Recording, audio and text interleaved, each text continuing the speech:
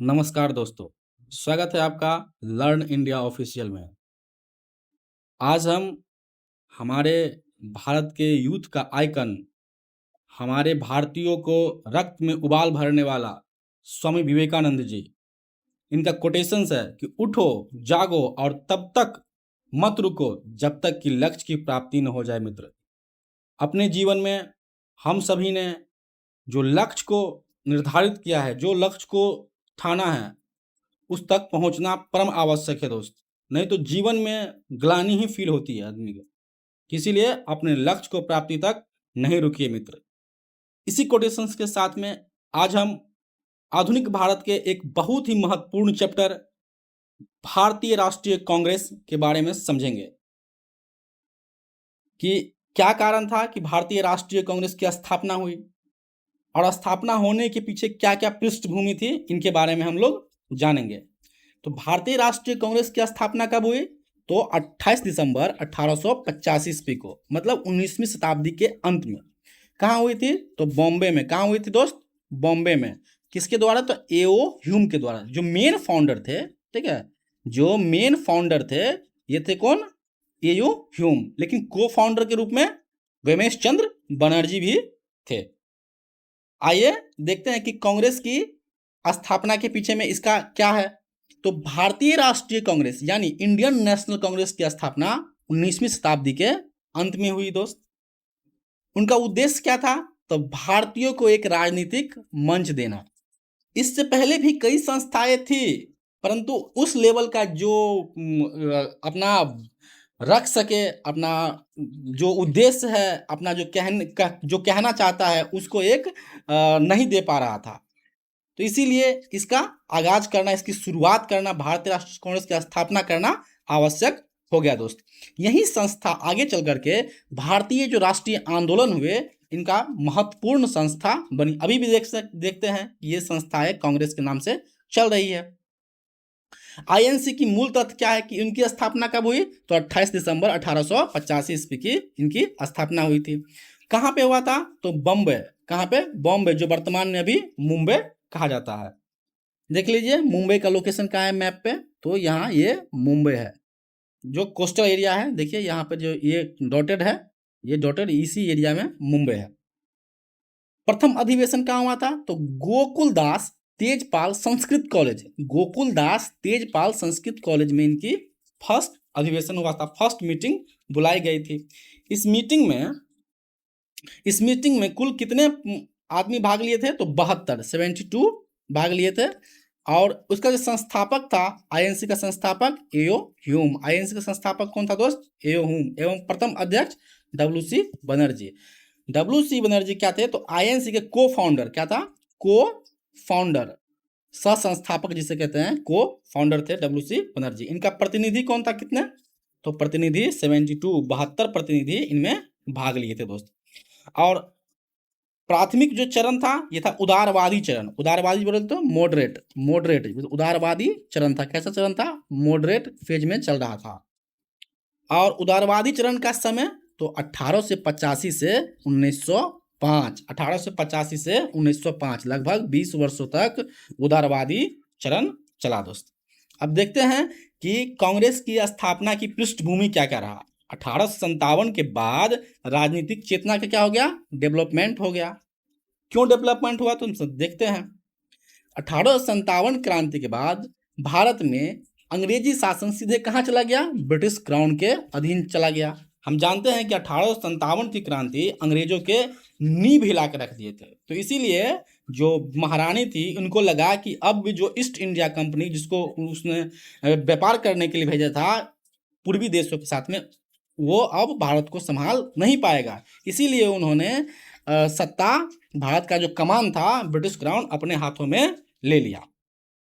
अंग्रेजों ने प्रशासन मजबूत किया, लेकिन भारतीयों को शासन में बहुत कम भागीदारी दी। उनको डर था कि अगर फिर से अगर इंडियंस का अगर प्रतिनिधि हो जाएगा, इंडियंस ज़्यादा मतलब कि सैनिक में रहेंगे, तो फिर से कहीं ना 1857 की क्रांति की तरह दोबारा दोहरा देते। उनको बहुत ज़्यादा डर लग गया था। धीरे धीरे अंग्रेजी शिक्षा प्राप्त भारतीयों में राजनीतिक चेतना बढ़ी। स्वाभाविक बात है, अंग्रेज चाहते थे कि एक वर्क फोर्स, ठीक है, वर्क फोर्स तैयार हो जाए, मतलब कि वर्किंग क्लास तैयार हो जाए, इनके लिए इन्होंने शिक्षा देना क्या किया, प्रारंभ किया। और शिक्षा तो एक ऐसा चीज है कि एक तरफ से डेवलपमेंट नहीं होता है, शिक्षा तो एक फूल के समान है जिनका सुगंध जो चारों तरफ बराबर फैलता है। तो कुछ ना कुछ ज्ञान बढ़ा हमारे भारतीयों में, हम लोगों में क्या हुआ, राजनीतिक चेतना बढ़ी कि राजनीतिक क्या है, पॉलिटिकल क्या है, पढ़े समझे और जाने। दोस्तों, भारतीयों की समस्याओं को उठाने के लिए अखिल भारतीय संघ की आवश्यकता, ऑल इंडिया फेडरेशन या ऑल ऑल इंडिया ऑर्गेनाइजेशन की आवश्यकता महसूस हुई। अब देखते हैं कि इतना डेवलपमेंट कैसे हुआ। तो अंग्रेजी शिक्षा का प्रसार हुआ दोस्त, भारतीय मध्यम वर्ग का उदय हुआ, मध्यम वर्ग भी आए, अपने देखे कि मतलब हाँ सही में एक संस्था की आवश्यकता है। प्रेस एवं समाचार पत्रों का विकास हुआ, इनके थ्रू जो जनता था उनको जागरूक हुआ। और रेलवे और टेलीग्राफ से संपर्क बढ़ा, जाना आदमी टेलीग्राफ के माध्यम से, अभी भी हमारे देश में जो न्यूज़पेपर है, जो न्यूज चैनल है, उनके द्वारा इंसान क्या रहता है, अप टू डेटेड रहता है। ब्रिटिश आर्थिक शोषण की समझ बढ़ी। एल्बर्ट बिल विवाद 1883 से भारतीयों में क्या हुआ, असंतोष हो गया। सोच सकते हैं कि ये एकदम पक्षपात जो कानून था, एकदम बिल्कुल पक्षपात कानून था दोस्त।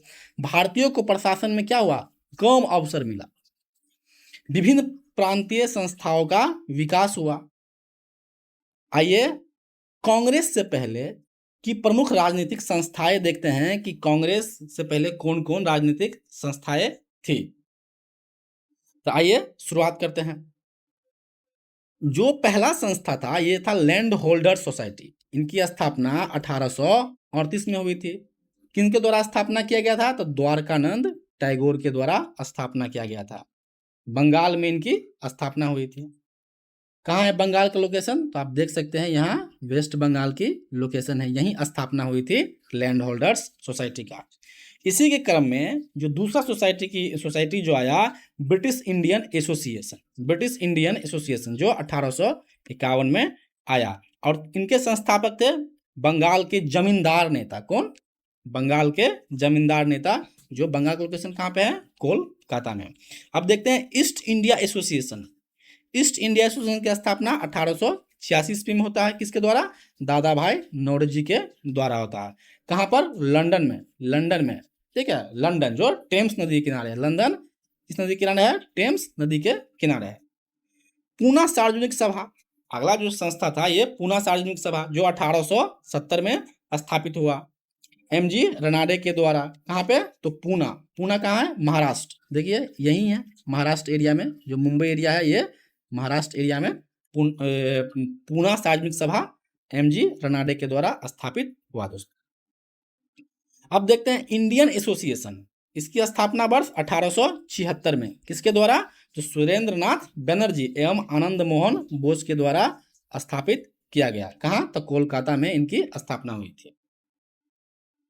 कोलकाता देख लीजिए, यहाँ मैप में भी आप इसको देखते जाइएगा तो एक मैप बेस्ड मेमोरी आपका तैयार हो जाएगा। तो याद रखिए कि इंडियन एसोसिएशन जिसकी स्थापना 1876 में सुरेंद्र नाथ बनर्जी और आनंद मोहन बोस के द्वारा कहाँ किया गया, कोलकाता में।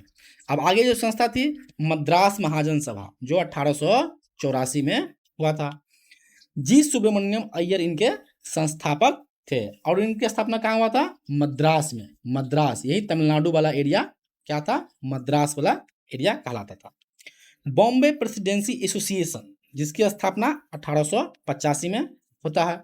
फिरोज शाह मेहता, केटी तेलंग और बदरुद्दीन तैयब जी, बदरुद्दीन तैयब जी जो आगे चल करके आईएनसी इंडियन नेशनल कांग्रेस के अध्यक्ष भी बने थे। कहाँ पे स्थापना हुआ बॉम्बे प्रेसिडेंसी एसोसिएशन का, तो बॉम्बे में। देखिए बॉम्बे मैप में भी एक बार देख लीजिए, बॉम्बे में हुआ था। अब देख लेते हैं कि एओ ह्यूम की क्या क्या भूमिका थी। तो एओ ह्यूम का फोटो इमेज आप देख सकते हैं, ये थे फाउंडर, ये क्या थे, तो ब्रिटिश सिविल सर्वेंट थे, ये ब्रिटिश में सिविल सर्वेंट थे। इन्होंने सेफ्टी वॉल्व थ्योरी को प्रोपाउंडिंग किया, मतलब कि स्थापना दिया और अपना थॉट्स दिया। आइए देखते हैं एओ ह्यूम एक क्या थे, सेवानिवृत्त अंग्रेजी अधिकारी थे। उन्होंने भारतीय नेताओं से संपर्क करके अखिल भारतीय राजनीतिक संघ बनाने में महत्वपूर्ण भूमिका निभाई। मतलब इनका भी योगदान, जैसे कि अखिल भारतीय मतलब all India political organisation. All India political कौन था उस समय? तो कौन बना? तो आईएनसी, इंडियन नेशनल कांग्रेस बनाया गया। कांग्रेस की स्थापना में भारतीय नेताओं का भी बड़ा योगदान था दोस्त। आइए देखते हैं एओ ह्यूम का पूरा नाम क्या है। तो एलन ऑक्टेविन ह्यूमन। क्या नाम है? Elon ऑक्टेविन human. वे एक ब्रिटिश सिविल सर्वेंट थे, कांग्रेस के संस्थापक थे। ठीक है। सेफ्टी वॉल्व थ्योरी से कौन संबंधित है? तो एओ ह्यूम। सेफ्टी वॉल्व थ्योरी से संबंधित कौन है? एओ ह्यूम।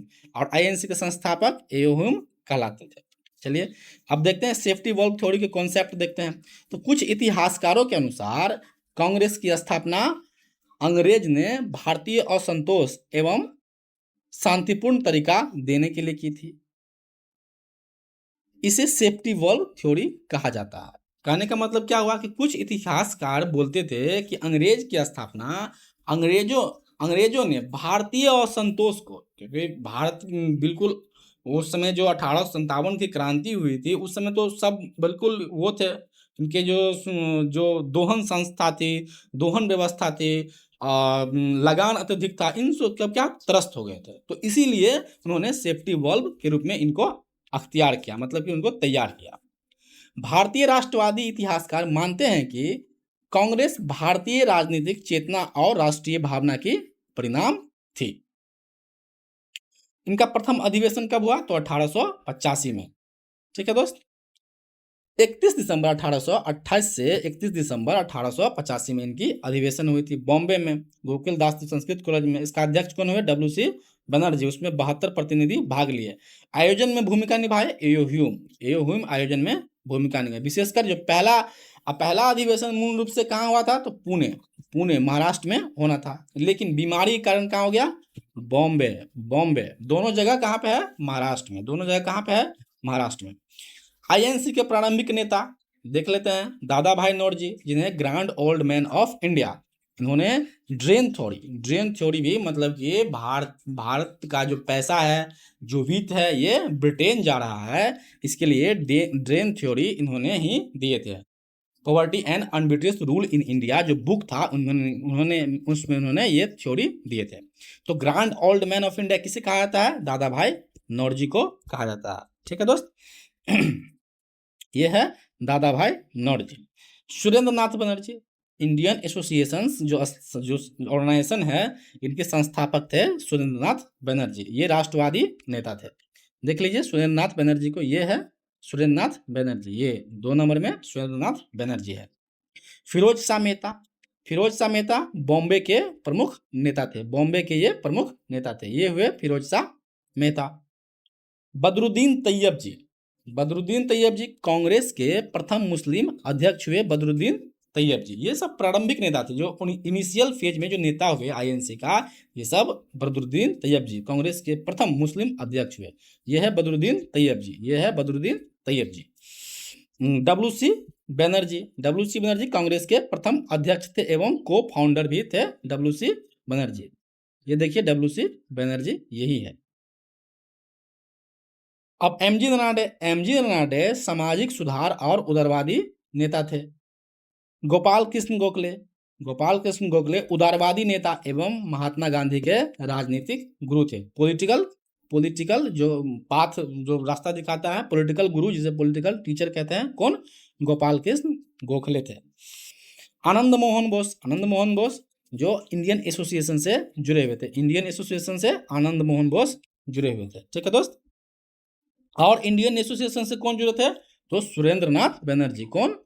सुरेंद्र नाथ बनर्जी जुड़े हुए थे। तो इंडियन एसोसिएशन से 2 याद रखिएगा, सुरेंद्र नाथ बनर्जी और आनंद मोहन बोस जुड़े हुए थे। दीनसो वाचा आर्थिक मामलों के जानकार थे। कौन थे? आर्थिक मामलों के जानकार। जी सुब्रमण्यम अय्यर मद्रास के प्रमुख राष्ट्रवादी नेता। आइए, तो grand old man of India किसे जानते हैं हम? तो दादा भाई नौरोजी को। इन्होंने वेल्थ का जो निष्कासन हो रहा था, कहाँ पर? वहाँ पे ट्रांसफर हो रहा था ब्रिटेन में, तो उस उन्होंने छोड़ दिया था किस बुक में, on British and poverty rule in India, ठीक है। और कांग्रेस के प्रथम अध्यक्ष WC बैनर्जी, प्रथम मुस्लिम अध्यक्ष बदरुद्दीन तैयब जी, गांधी जी के गुरु गोपाल कृष्ण गोखले, गोपाल कृष्ण गोखले गांधी जी के पॉलिटिकल गुरु थे। कांग्रेस की स्थापना का क्या उद्देश्य था, तो जानते हैं, भारत के शिक्षित शिक्षित लोगों को एक राजनीतिक मंच देना। कैसा मंच देना, पॉलिटिकल मंच देना। भारतीयों में राष्ट्रीय एकता की भावना, ठीक है, नेशनल जो इंटेग्रिटी मतलब कि एकता होना चाहिए, ऐसा भावना पैदा करना। अलग अलग प्रांतों के नेताओं के अलग एक साथ लाना। उस समय में अलग अलग, जैसे कि 1857 की क्रांति को ही आप देख लीजिए, जैसे कि पेशवा थे वो अलग ही थे, झांसी की रानी इनका अलग उद्देश्य था, वीर कुंवर सिंह इनका भी एक अलग उद्देश्य था। तो सब एक अपना अलग अलग ट्रेंड में लड़ रहे थे। कुछ ऐसा भी थे जैसे कि होलकर हो गए, क्या होलकर हो गए, इनको इससे कोई मतलब ही नहीं था, ठीक है। तो इन सभी को एक मंच पे लाने की परम आवश्यकता था। अगर एक साथ लड़ेंगे तो लड़ाई सक्सेसफुल होने की काफी संभावना है। भारतीयों की समस्याओं को ब्रिटिश सरकार तक पहुंचाना, क्योंकि जो जो वो रीजन्स जो प्रॉब्लम्स फेस कर रहे थे इंडियंस, उनको वो नज़रअंदाज कर रहे थे। एक संस्था उस लेवल का नहीं था, एक छिटपुट टाइप की एक संस्था था, इंडिया लेवल पर कोई संस्था नहीं था, तो उनको ब्रिटिश समस्याओं तक पहुंचाना। शासन में भारतीयों की भागीदारी बढ़ाना। उस समय में देख लीजिए कि 1857 की क्रांति के बाद अंग्रेज लोग डर गए और भारत में भारतीयों को अंग्रेजी शासन में, अंग्रेजी प्रशासन में प्रतिनिधि नहीं देना चाहते। संवैधानिक सुधारों की मांग करना। इन सभी मांगों के लिए उन्होंने आईएनसी की स्थापना हुई। राजनीतिक शिक्षा का प्रसार करना। पॉलिटिकल एडुकेशन है, इनको सबको अगर जनाइएगा तभी ना कोई आदमी जुड़ेगा कि आपका क्या उद्देश्य है, क्या करना चाहते हैं। सरकार और जनता के बीच एक पुल का काम करना, एक संवाद का काम, कम्युनिकेशन का एक रास्ता जरिया बनाना। ये इनका इन्हीं सब और भारतीयों में अधिकारों की चेतना पैदा करना। भाई आपका राइट्स क्या है, ठीक है, राइट्स जानेंगे कि हाँ मेरा राइट्स क्या है, इसके बाद ही तो राइट्स लड़ेंगे। तो इनको राइट्स की चेतना के लिए कांग्रेस की स्थापना का ये उद्देश्य था कि हम ये करेंगे। जैसे कि हमारे नेता बनने जो वोट मांगने के लिए आते हैं तो बोलते हैं ना कि हमको एमएलए बना दीजिए, हमको मुखिया बना दीजिए, तो हम ये करेंगे। तो ठीक उसी प्रकार से आईएनसी की स्थापना का उद्देश्य मान सकते हैं कि ये करने वाले ये सब थे। चलिए उदारवादी चरण को हम लोग देख लेते हैं। तो उदारवादी चरण में क्या था, ये सब प्रेयर पिटीशन और प्रोटेस्ट, ठीक है, ये उदारवादी चरण थे। ये उदारवादी चरण थे, इनको हम लोग बहुत डिटेल में हम लोग देखेंगे। लेकिन याद रखिएगा कि उदारवादी चरण का जो कार्यकाल था ये 20 वर्ष, मतलब 1885 से 1905 तक चला।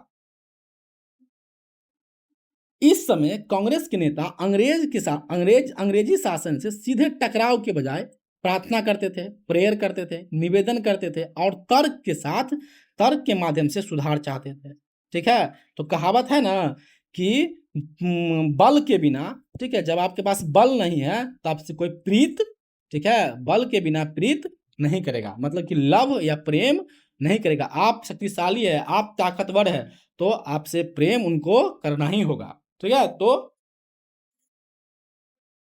चलिए, तो उदारवादी नेताओं की क्या सोच थी, क्या उदारवादी जैसे मतलब कि जो मॉडरेट लीडर थे उनका सोच क्या था। तो ब्रिटिश न्याय प्रियता में विश्वास, जो ब्रिटिश लोग न्याय करते थे उनमें उनका विश्वास था कि नहीं, ब्रिटेन के लोग जरूर एक न एक दिन हमारे पक्ष में, हमारे भाइयों के पक्ष में, हमारे देश के पक्ष में सोचेंगे। संवैधानिक तरीकों में विश्वास, भाई लीगल रूप से काम करोगे तो क्या कहो क्षति कम होगा, बहुत सारा चीज में उनको विश्वास था। हिंसा और टकराव से, ये हिंसा करना ही नहीं चाहते थे। देखिए गांधी जी का जो प्रथम जो वो था, कहने का मतलब जो शस्त्र था, ठीक है, ये अहिंसा ही थी, अहिंसा एवं सत्य। कर्मिक सुधार, ठीक है, कि इनका था कि सुधार जो होगा ये एकदम धीरे धीरे, मतलब जिसे कहते हैं धीरे धीरे सुधार हो ही जाएगा। प्रशासन में भारतीयों की भागीदारी की मांग कर रहे थे। प्रेस, भाषण और सभा की स्वतंत्रता का समर्थन कर रहे थे। भारतीयों को राजनीतिक रूप से शिक्षित करने पर जोर दिया। उदारवादियों की पद्धति, समझ गए ये लोग प्रार्थना, निवेदन और विरोध से करते थे। तो देखिए, ये प्रार्थना करके निवेदन करते थे और लास्ट में यही विरोध करते थे। ठीक है, कोई प्रदर्शन के रूप में इनका नहीं था। उदारवादियों की प्रमुख मांग थी यही, ये सब जो मांग रिपीट हो रहा है। आर्थिक मांगे, लगान का बोझ बढ़ गया था, नमक कर में कमी करने के लिए, सैन्य खर्च में कमी करने के लिए, भारतीय उद्योग को संरक्षण देने के लिए, भारत से धन की निष्कासी को रोकना, कुटीर उद्योगों और स्वदेशी उद्योगों को बढ़ावा देना, नागरिक अधिकारों की मांग में जैसे कि प्रेस की स्वतंत्रता, भाषण की स्वतंत्रता, सभा करने की स्वतंत्रता, ये सब पे मतलब कि अंग्रेजों ने बैन कर दिया था। भारतीयों के साथ जो नस्लीय भेदभाव हो रहा था उनको समाप्त करने की। ठीक है दोस्त, अब देखते हैं उदारवादियों की आर्थिक आलोचना। तो उदारवादी नेताओं ने पहली बार हिम्मत जुटा करके, ठीक है, बताया कि आप हमारे शोषण करते हैं। ठीक है, आर्थिक रूप से, सामाजिक रूप से, सब रूप से आपने हमारा शोषण किया है। और दादा भाई नौरोजी ने बताया कि भारत की संपत्ति लगातार कहाँ जा रही है, इंग्लैंड जा रही है। ठीक है, और ड्रेन ऑफ वेल्थ इन्हीं को कहा जाता है। देख लीजिए इमेज से, आप ज्यादा समझ लीजिएगा कि सारा पैसा कहाँ यहाँ से उठा करके और कहाँ, इंग्लैंड चला जाता था। अब प्रमुख जो आर्थिक आलोचक हुए ये हुए दादा भाई नौरोजी। दादा भाई नौरोजी ड्रेन थ्योरी इन्होंने दिए थे। आरसी दत्त आर्थिक इतिहासकार और संकट में, दिनसा वाचा वित्तीय आलोचना किया था, और गोपाल कृष्ण गोखले बजट और कर नीति की आलोचना किए थे दोस्त। ड्रेन थ्योरी दादा भाई नौरोजी ने किस बुक में, पॉवर्टी एंड आर्बिट्रेरियस रूल इन इंडिया में दिया था। इकोनॉमिक क्रिटिक्स मॉडरेट्स की बड़ी उपलब्धि थी, उन्होंने बताया ये सब।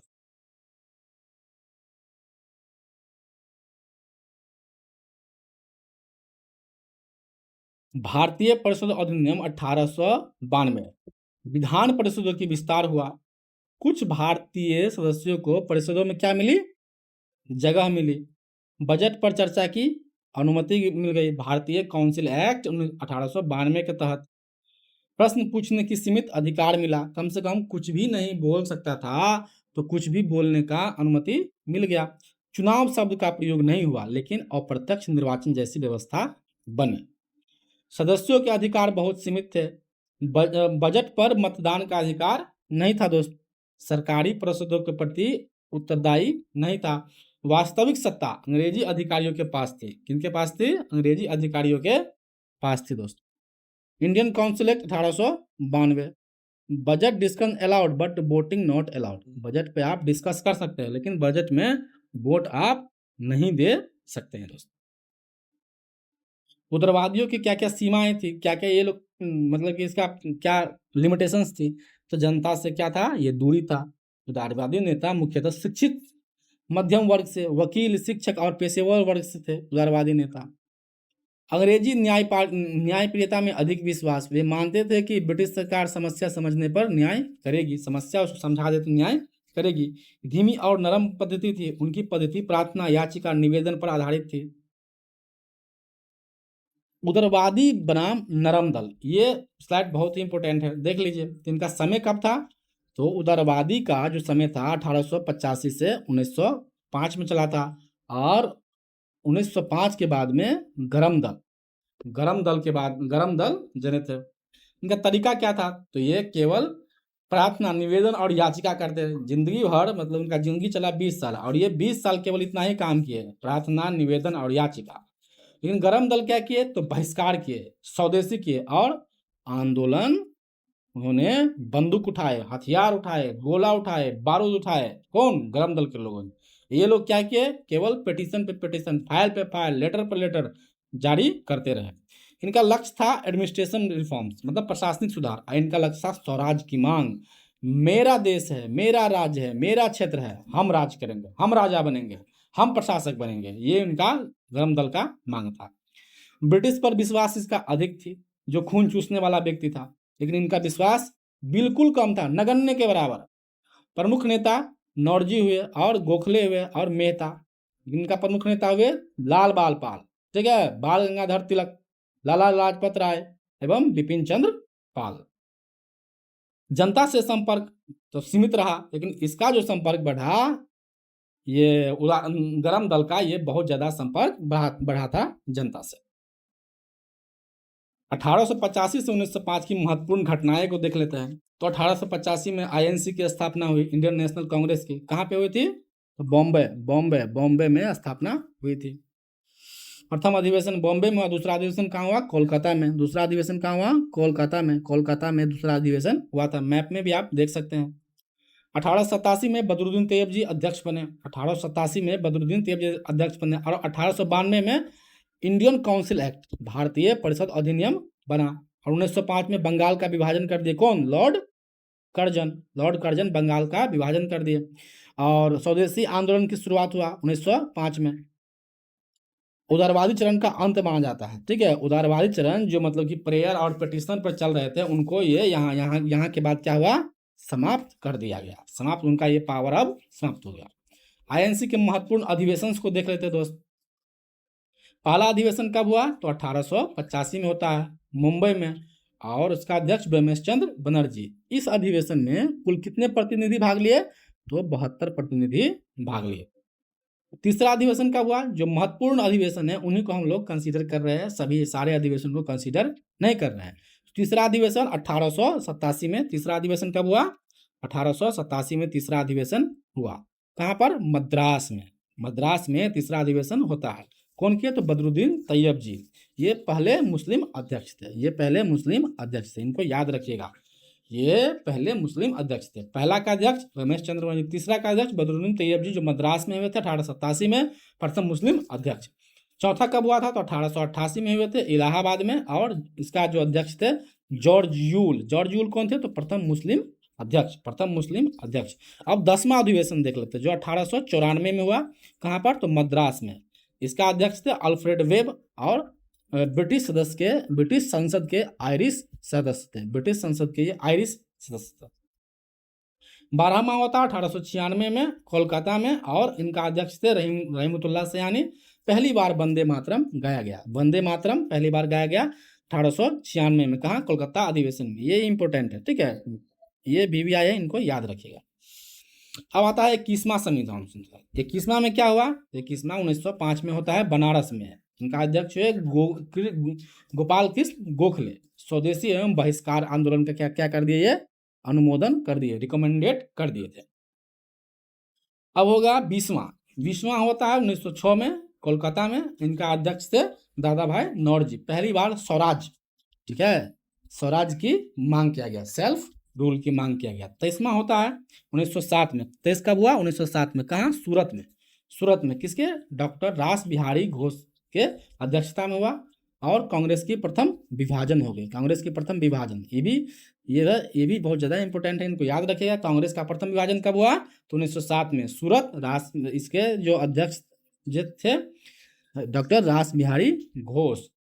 अब देखिए 23वां 1908 में मद्रास में डॉक्टर रास बिहारी घोष के द्वारा कांग्रेस संविधान का निर्माण हुआ। क्या हुआ? कांग्रेस संविधान का निर्माण। अब 26वां 1911 में, ये भी इंपॉर्टेंट बहुत ज़्यादा है, क्योंकि 1911 में कोलकाता में जो हुआ, पंडित बिशन नारायण धर के, उसका अध्यक्ष उस समय पंडित बिशन नारायण धर थे। उसमें पहली बार जनगण मन गाया गया था दोस्तों। तो याद रखिए, जो पहली बार वंदे मातरम गाया गया रहीमतुल्लाह सयानी के अध्यक्षता में कब गाया गया? तो 1896 में कोलकाता में। लेकिन जनगण मन पंडित बिशन नारायण धर की अध्यक्षता में कोलकाता में 1911 में गाया गया था। इंपॉर्टेंट है। 30वां 1915 में हुआ बॉम्बे में। तीसवां कब हुआ? 1915 में बॉम्बे में हुआ। इसका जो अध्यक्ष थे सर सत्येंद्र प्रसन्न सिन्हा। कौन? SP सिन्हा, जिसे कहते हैं SP सिन्हा कहा जाता है। लॉर्ड वेलिंगटन ने इसमें भाग लिया था, ठीक है, ये इसमें लॉर्ड वेलिंगटन ने भाग लिया था। 31वां हुए 1916 में। 31वां अधिवेशन 1916 में हुए लखनऊ में। इनमें क्या हुआ? तो इनमें क्या हुआ? मुस्लिम लीग से समझौता हो गया। और इनका जो अध्यक्ष थे अंबिका चरण मजमूदार। अब 32वां जो 1917 में हुई। कहाँ? तो कोलकाता में। 32वां कब हुई? 1917 में कोलकाता में। इसमें कौन थी? तो Shrimati Annie Besant Shrimati Annie Besant इनके अध्यक्षता कर रहे थे, जो पहली महिला अध्यक्ष थी। अब विशेष अधिवेशन हुआ 1918 में बंबई में हसन इमाम के समय में, और कांग्रेस का दूसरा विभाजन हुआ, इसमें भी विभाजन हुआ। तो याद कीजिए दोस्त, कांग्रेस का विभाजन कब हुआ था? पहला तो 1907 में, जो डॉक्टर रास बिहारी घोष के समय में हुए थे, और दूसरा विभाजन कब हुआ? तो डॉक्टर हसन इमाम के समय में, 1918 में।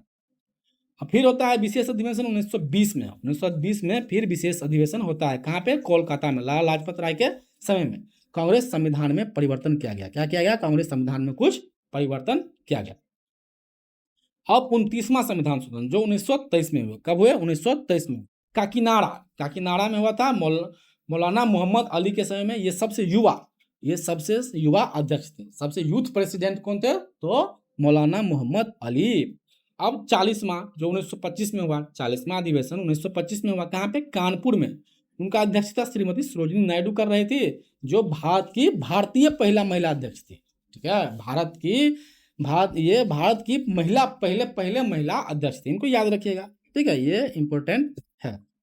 चलिए 31वां जो 1926 में हुई। कहाँ पे? गुवाहाटी में। कहाँ हुआ? गुवाहाटी में। इसका अध्यक्षता कौन के? एस श्रीनिवास अयंगर। इसका अध्यक्षता एस श्रीनिवास अयंगर के द्वारा किया गया था। सदस्य हेतु खादी वस्त्र अनिवार्य कर दिए। खादी वस्त्र कब अनिवार्य किए? तो गुवाहाटी में। गुवाहाटी कहाँ पे? असम। एस श्रीनिवास अयंगर के द्वारा 1926 में। अब देखिए 42वां जो 1927 में होता है, मद्रास में डॉक्टर एम अंसारी के द्वारा। किसके द्वारा? एम अंसारी के द्वारा पूर्ण स्वाधीनता की मांग किया गया। पूर्ण स्वाधीनता, हमको फ्रीडम चाहिए। अब 44वां 1929 में लाहौर में हुआ। कहाँ पे? लाहौर में। पंडित JR नेहरू ने इसकी अध्यक्षता की। इसमें पूर्ण स्वराज की मांग किया गया। अब 45वां अधिवेशन 1931 में हुआ, कराची में। सरदार वल्लभ भाई पटेल मौलिक अधिकार का प्रस्ताव पारित हुआ। ठीक है, फंडामेंटल राइट। फंडामेंटल राइट का प्रस्ताव पारित हुआ। किसके द्वारा? सरदार वल्लभ भाई पटेल के द्वारा, कराची में 1931 में। कब? 1931 में। ये एकदम इंपॉर्टेंट है, इनको याद रखिए। 1936 में हुआ, लखनऊ में। पंडित JR Nehru Congress parliamentary board की स्थापना हुई। किसके द्वारा? पंडित JR नेहरू की अध्यक्षता में। अब देखिए 50वां होता है 1937 में। कब हुआ? 1937 में 50वां अधिवेशन हुआ। कहाँ पे? फैजपुर। ये एक ऐसा अधिवेशन था जो गांव में आयोजित हुआ। कहाँ हुआ? गांव में आयोजित हुआ था। इनके अध्यक्ष पंडित जवाहरलाल नेहरू हुए दोस्त। 54वां और अंतिम अधिवेशन जो 1946 में हुआ। कब हुआ? 1946 में। कहाँ पे? मेरठ। आचार्य JB कृपलानी इनकी अध्यक्षता कर रहे थे। आजादी के समय के अध्यक्ष थे। कौन थे? आजादी के समय के अध्यक्ष थे। ठीक है दोस्त, धन्यवाद। अगर वीडियो पसंद आया है तो लाइक करें, सब्सक्राइब करें और शेयर करें। जय हिंद।